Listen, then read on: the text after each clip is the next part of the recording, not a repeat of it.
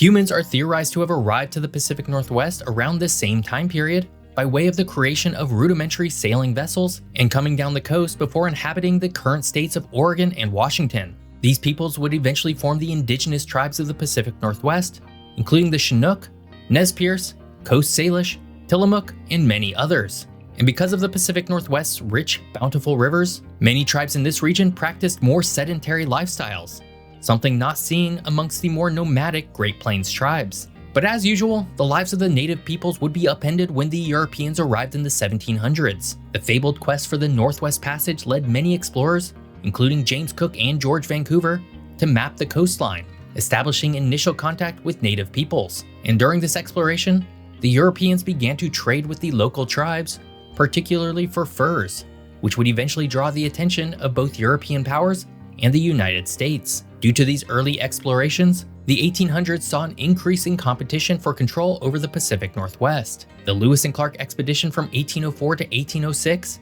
commissioned by President Thomas Jefferson, was pivotal in asserting American interests in the territory, establishing routes for future settlers and traders.